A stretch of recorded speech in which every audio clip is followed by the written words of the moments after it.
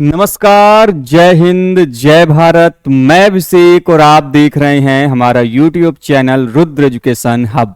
दोस्तों, एक बार फिर से आप सभी का हमारे इस YouTube चैनल पे हार्दिक स्वागत और अभिनंदन है। दोस्तों, आज के सेशन में, आज की इस वीडियो में हम आपसे शेयर करने वाले हैं, बात करने वाले हैं प्राचीन भारत के प्रमुख अभिलेखों के बारे में। दोस्तों, हम सभी ने पिछले सीरीज के माध्यम से अलग अलग कालों से संबंधित जो अभिलेख हैं उनको डिस्कस तो करना स्टार्ट किया ही है। हमारी दोस्तों अभिलेख को लेकर दो सीरीज स्टार्ट है। एक तो दोस्तों जहां पे हम डिटेल्ड इंफॉर्मेशन हर एक अभिलेख के बारे में डिस्कशन कर रहे हैं, और दूसरा दोस्तों आपके जो अभिलेखों के महत्वपूर्ण प्रकार हैं, जैसे ताम्रलेख है, आपकी प्रमुख प्रशस्तियां हैं, ठीक है, दानात्मक लेख हैं। तो अलग अलग प्रकार के जो अभिलेखों की जो श्रृंखलाएं हैं उनको लेकर हम तो दोस्तों डिस्कस कर ही रहे हैं। साथ ही साथ दोस्तों हम आपके जो प्रमुख शासक हैं, जैसे आपके अशोक के कुछ बड़े ही महत्वपूर्ण आपके अभिलेख हैं, उनको मैंने पूरा कंप्लीट करा दिया है। आप चाहें तो चैनल पे आपकी उनकी वीडियोस अवेलेबल हैं। 2 घंटे के 2.5 घंटे की एक पूरी क्लास है जिसमें अशोक के हर एक छोटे बड़े अभिलेख, चाहे वो आपका शिलालेख हो, चाहे स्तंभ लेख हो, चाहे गुहा लेख हो, चाहे minor rock edict, major rock edict, minor pillar edict, major pillar edict, cave inscription, या फिर जो न्यूली डिस्कवर्ड इंस्क्रिप्शन, उन सभी के बारे में मैंने डिटेल में दोस्तों ऑलरेडी मैंने पढ़ा रखा है। आप वहां पर जाकर उसको देख सकते हैं, ठीक है। इसके अलावा दोस्तों अब जब हम लोग आगे बढ़ेंगे तो उसके बाद दोस्तों जो गुप्तकालीन शासक हैं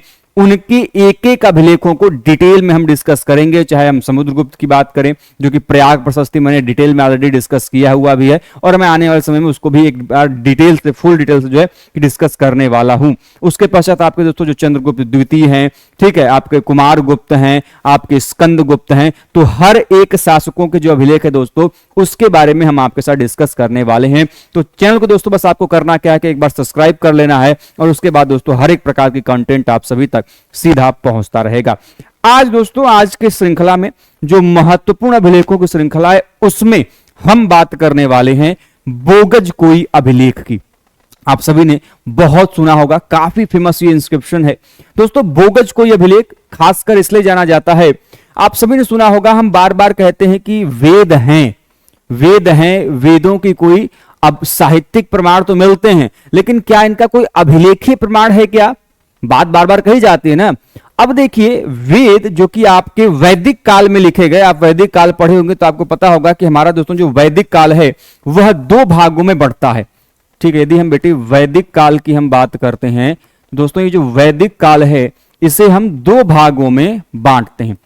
एक तो दोस्तों जिन्हें हम ऋग्वेद, जिसके आधार पर नाम पड़ा ऋग्वैदिक काल, ठीक है, ऋग्वैदिक काल, ठीक है, और दूसरा जिसमें दोस्तों अन्य लिखे गए उत्तर वैदिक काल, ठीक है। ध्यान रखिएगा, ऋग्वैदिक काल को ही हम पूर्व वैदिक काल भी या प्रारंभिक वैदिक काल भी कहा जाता है। अब यहां पे ये बताने का तात्पर्य क्यों है, समझिएगा, कहानी अभी तुरंत आप इसको कनेक्ट कर पाएंगे। अब आप देखते हैं कि ये दोस्तों जो वैदिक काल में मुख्यतः लिखे गए वह क्या लिखे गए, वेद लिखे गए, और वेद के अंदर जो आपके वैदिक देवता हैं, ठीक है, उनका हमें प्रमाण मिलता है। एग्जाम्पल के तौर पे आपने नाम सुना होगा इंद्र का, जो कि लगभग 250 बार इनका अंकन मिलता है। अग्नि का नाम सुना होगा, वरुण का नाम सुना होगा, अश्विनी कुमारों का नाम सुना होगा। ये ऐसे वैदिक देवता हैं जिनका वर्णन जो है आपको इन वेदों में बार बार देखने को मिलता है। तो ये तो हो गए वेदों के अंदर मिलता है दोस्तों, लेकिन जब क्वेश्चन ये पूछा जाए कि इनका कोई अभिलेखीय प्रमाण है क्या, वो भी प्राचीनतम, तो ध्यान रखिएगा उसमें आपको उस अभिलेख का नाम याद रखना है बोगज कोई अभिलेख, जो कि लगभग 1380 ईसा पूर्व, मान के चलिए 1400 ईसा पूर्व का, 1400 बीसी का ये इंस्क्रिप्शन माना जाता है। अब ये इंस्क्रिप्शन भारत का भी नहीं, ध्यान रखिएगा, वेदों की रचना भारत में की गई, रचना नहीं हुआ, एक्चुअली में इसका संकलन किया गया था। रचना तो आपके देखिए, अच्छा हाँ, ये भी बड़ा इंपॉर्टेंट पॉइंट है, बच्चे कई बार कंफ्यूज हो जाते हैं। मैं जब भी पढ़ाता हूं ध्यान रखिएगा, मैं पॉइंट्स को पूरा क्लियर करते हुए चलूंगा, ठीक है। और आपको जब भी क्लास करें तो निवेदन करूंगा कि प्लीज नोट्स लेते हुए, उनको नोट्स बनाते हुए क्लास कीजिए। देखिए बेटे, 2 चीजें हैं, बच्चे कंफ्यूज होते हैं। पहली बात तो क्वेश्चन पूछा था कि वेदों के रचनाकार कौन है। यदि आप किसी भी सामान्य व्यक्ति से पूछोगे कि वेदों के रचनाकार कौन है, वो तड़ से आंसर करेगा तुरंत कि व्यास हैं। जैसे ही वो व्यास का आंसर कर रहा है, उसका क्वेश्चन गलत हो गया। महर्षि कृष्ण द्वैपायन वेद व्यास रचनाकार नहीं है, क्योंकि वेद क्या है? अपौरुषेय है। क्या है बेटे? अपौरुषेय है, अर्थात किसी पुरुष के द्वारा नहीं निर्मित किया गया। जब किसी पुरुष ने निर्मित नहीं किया, मतलब किसने किया? ईश्वर ने किया। तो वेद ईश्वर कृत हैं, या तो ऑप्शन में ईश्वर कृत आएगा, या फिर उसके लिए एक स्पेशल टर्म दिया जाता है अपौरुषेय, किसी भी पुरुष के द्वारा नहीं। ठीक है, मतलब ईश्वर के द्वारा। तो क्वेश्चन आता है कि फिर महर्षि कृष्ण द्वैपायन वेद व्यास क्या है? बेटे वो वेद के संकलन करता है, संकलन करता है। कौन? इनका पूरा नाम क्या है? महर्षि कृष्ण द्वैपायन वेद व्यास। ठीक है, इन्होंने कलेक्ट किया था जो आपके वेद अलग अलग माध्यमों में बिखरे हुए थे, ऋग्वेद के कुछ अंश, सामवेद के कुछ अंश, अथर्ववेद के कुछ अंश। उन्होंने इन वेदों को कलेक्ट किया और उसको एक अलग अलग नाम दिया कि भैया ये ऋग्वेद है, सामवेद है और अथर्ववेद है। ठीक है, अथर्ववेद बाद में आया। मूलतः आपके 3 ही वेद थे, मैं वेदों की तरफ नहीं जा रहा हूं, नहीं तो आप लोग भटक जाएंगे। मूलतः वेद 3 ही थे, ऋग्वेद, सामवेद, यजुर्वेद, इसलिए हम लोग वेद त्रय कहते हैं। बाद में जो चौथा वेद जुड़ता है वो था अथर्ववेद, जो कि अथर्वा ऋषि की तरह जो निर्मित है। ठीक है, उसको चतुर्वेद की संज्ञा दी जाती है। खैर, तो कहने का मतलब यह है कि इन वेदों में जो आपके वैदिक देवताओं का अंकन मिलता है, जो नाम मिलता है, इसी काल से संबंधित एक बड़ा जबरदस्त अभिलेख है, जो कि भारत में नहीं मिलता, भारत के बाहर से मिलता है। वो भी कहां से दोस्तों? वह मिलता है एशिया माइनर, जो तुर्की का क्षेत्र है, वहां से इसका प्रमाण मिलता है। अच्छा, यह अभिलेख खोजा किसके द्वारा गया? यह अभिलेख खोजा गया वीकलर के द्वारा 1907 में। ठीक है, और यदि आप इस अभिलेख की लिपि देखेंगे तो यह अभिलेख क्यूनिन फॉर्म स्क्रिप्ट में है, किराक्षर लिपि में लिखा गया, किलक लिपि में लिखा गया, जबकि इसकी जो भाषा है वो इंडो यूरोपियन है, भारोपीय भाषा है। किस भाषा में दोस्तों? भारोपीय भाषा में यह लिखा गया है। ठीक है, इस चीज को ध्यान रखिएगा। अब मैं यहां पे वेदों की चर्चा क्यों कर रहा हूं? क्योंकि इस अभिलेख में उन्हीं वैदिक देवताएं जिनका मैंने नाम उल्लेख किया, उन्हीं वैदिक देवताओं में से कुछ वैदिक देवताओं का उल्लेख यहां पे मिलेगा। जैसे में आइए यहां पे देखिए, आपके एग्जाम में क्वेश्चन आ चुका है। यदि आप बच्चे हो गए यूजीसी नेट की तैयारी करने वाले, चाहे हिस्ट्री से, चाहे आर्कियोलॉजी से, या फिर सीयूटी पीजी की तैयारी करने वाले हो, ठीक है, एआईएससी एंड आर्कियोलॉजी से, या फिर हिस्ट्री से, या फिर आप किसी भी वनडे एग्जाम की तैयारी करने वाले हो, तो यहां पे क्वेश्चन बनता है कि इसमें 2 राजवंश हैं, 2 राजवंश हैं, जिसका नाम क्या है? एक का नाम है हित्ती डायनेस्टी और दूसरे का नाम है दोस्तों आपके मित्तनी डायनेस्टी। दोनों को ध्यान रखिएगा। इसमें 2 राजवंशों के बीच में हुई जो संधि है, जो ट्रिटी है, ठीक है, उसके बारे में यह जानकारी देता है। 2 राजवंश कौन कौन से? हित्ती डायनेस्टी और मित्तनी डायनेस्टी।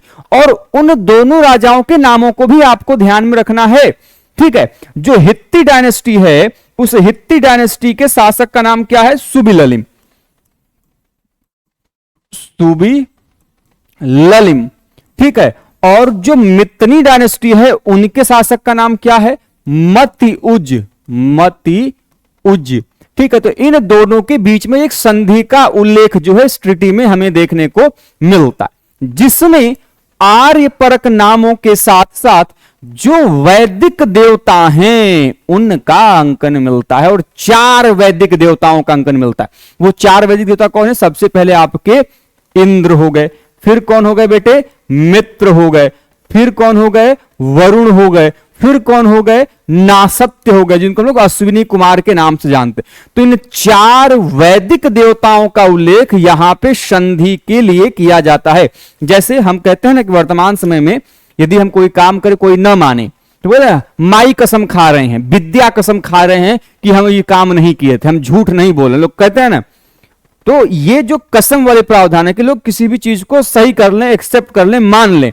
तो जब किसी की संधि दी जाती है, जब संधि की जाती थी, तो उसमें हम किसी चीज को क्या मानते थे कि इनके शपथ लेके, जैसे हम अभी भी करते थे देवताओं का शपथ लेते हैं, तो वैसे ही संधि के लिए शपथ के रूप में जो है इन 4 देवताओं का उल्लेख जो है यहां पे देखने को मिलता है। ठीक है, अब यहां पे एक्चुअली था क्या कि भारतीय अश्व व्यापारियों की यहां पर एक बस्ती थी, और उनके देवताओं को भी संधि में साक्षी के रूप में बुलाया गया था। ठीक है, बोगजकोई, ये जो हित्ती डायनेस्टी है, ये उनकी राजधानी के रूप में हमें देखने को मिलती है, जहां से ये इंस्क्रिप्शन प्राप्त हुआ, इसीलिए हम इसको बोगजकोई इंस्क्रिप्शन के नाम से जानते हैं। ये संधि हित्ती डायनेस्टी जिसके शासक सुबिललिम और मित्नी डायनेस्टी के शासक मत्यूस के बीच में होती हुई हमें दिखाई देती है। महत्वपूर्ण यह है कि ध्यान रखिएगा कि 1600 ईसा पूर्व में इराक से प्राप्त कस्सी अभिलेखों में भी आर्यपरक नामों के जो प्रमाण हैं वह हमें देखने को मिलते हैं। इस चीज को आपको ध्यान में रखना है, ठीक है। वहीं पे 14वीं शताब्दी ईसा पूर्व में सीरिया से प्राप्त मित्तनी अभिलेखों में आर्यपरक नाम उपलब्ध हैं और मिस्र के एक अभिलेख है, ध्यान रखिएगा, मिस्र के एक अभिलेख है जिसका नाम क्या है, तेल अल अमन। बहुत इंपॉर्टेंट, कहां से प्राप्त है, मिस्र से प्राप्त है, उस अभिलेख का नाम तेल अल अमन है। और इस प्राप्त लेख में तुसरत का उल्लेख मिलता है, किसका बेटे, तुसरत का, और जिसकी पहचान किससे की जाती है, जिसकी पहचान संस्कृत के शब्द दशरथ से किया जाता है, किससे, दशरथ से जो दोस्तों इसकी पहचान की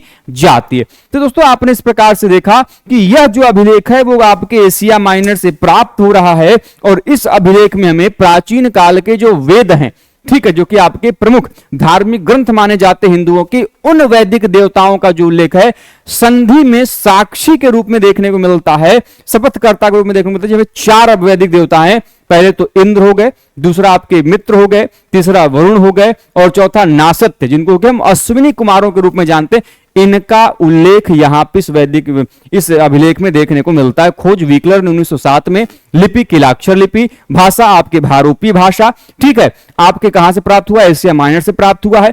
किन 2 राजवंशों के बीच में साक्षी जो आपके क्या कहते संधि है वो प्राप्त होता है, तो एक हित्ती डायनेस्टी, दूसरी मित्नी डायनेस्टी। हित्ती डायनेस्टी के जो शासक है वो सुबिललिम और मित्नी डायनेस्टी के जो शासक है वो आपके मत्यूस है। ध्यान में रखिएगा, आपके एग्जाम में क्वेश्चन पूछा जा सकता है। ये दोस्तों रहा आप लोगों के बारे में डिस्कशन जानकारी, जिसमें दोस्तों हम सभी ने आपके साथ डिस्कस किया, किसके बारे में डिस्कस किया दोस्तों, आपके जो बोगजकोई इंस्क्रिप्शन है उसके बारे में। कल की क्लास में या फिर नेक्स्ट क्लास में दोस्तों हम डिस्कस करेंगे गरुड़ पिलर इंस्क्रिप्शन के बारे में। तो फिलहाल के लिए, आज के लिए बस इतना ही। मिलते हैं दोस्तों नेक्स्ट सेशन में कुछ अन्य जबरदस्त इंफॉर्मेशन के साथ। तब तक के लिए आप स्वस्थ रहें, मस्त रहें। जय हिंद, जय भारत, हर हर महादेव।